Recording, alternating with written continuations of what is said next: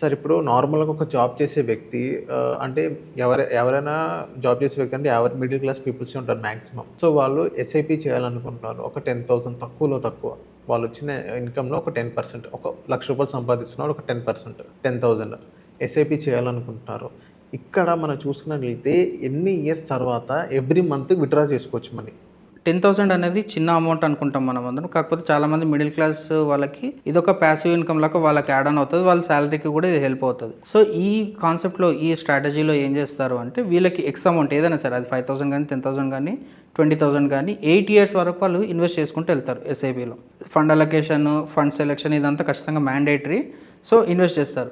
Eighth year తర్వాత next 25 years వరకు వీళ్ళకి సేమ్ అమౌంట్ రిటర్న్ వస్తది as a monthly income. Next 25 years అంటే ఈరోజు సపోజ్ 10,000 అతను 8 ఇయర్స్ వరకు ఇన్వెస్ట్ చేస్తాడు.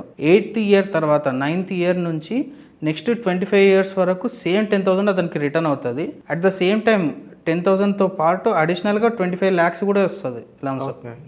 25 ఇయర్స్ తర్వాత ఇమీడియట్గా 25 ఇయర్స్ తర్వాత 25 lakhs కూడా వస్తుంది. లేదు నాకు సేమ్ 10,000 రావద్దు, కొంచెం ఇంకా ఎక్కువ రావాలి అనుకుంటే 10 ఇయర్స్ వరకు వెయిట్ చేయాలి. 10 ఇయర్స్ వరకు వాళ్ళు ఇన్వెస్ట్ చేయాలి. 10,000 ఇన్వెస్ట్ చేసుకుంటూ వెళ్తే 1.2 times పెరుగుతుంది. అంటే ఎంత విత్‌డ్రా చేసుకోవచ్చు? ఇప్పుడు 10,000 దగ్గర వాళ్ళు 12,000 విత్‌డ్రాల్ చేసుకోవచ్చు. ఓకే.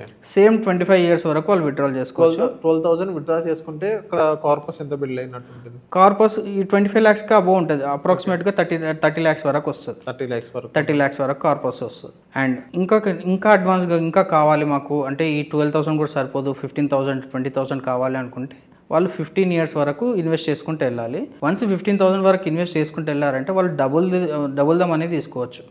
సో, 10,000 తీసుకుంటే దగ్గర 20,000 వాళ్ళు విత్‌డ్రాల్ చేసుకోవచ్చు. 20,000 విత్‌డ్రాల్ చేసుకుని కార్పస్ కూడా వాళ్ళకి డబుల్ అయిపోతుంది. ఓకే. సో, ఇట్లాగా వాళ్ళు ఎంత అమౌంట్ తక్కువ అమౌంట్ అని మనం తీసేయాల్సిన అవసరం లేదు. ఆ తక్కువ అమౌంట్తో కూడా మ్యాసివ్ రిటర్న్స్ బిల్డ్ చేసుకోవచ్చు. At the same time lump sums amount కూడా వాళ్ళకి జమ అవుతుంటుంది.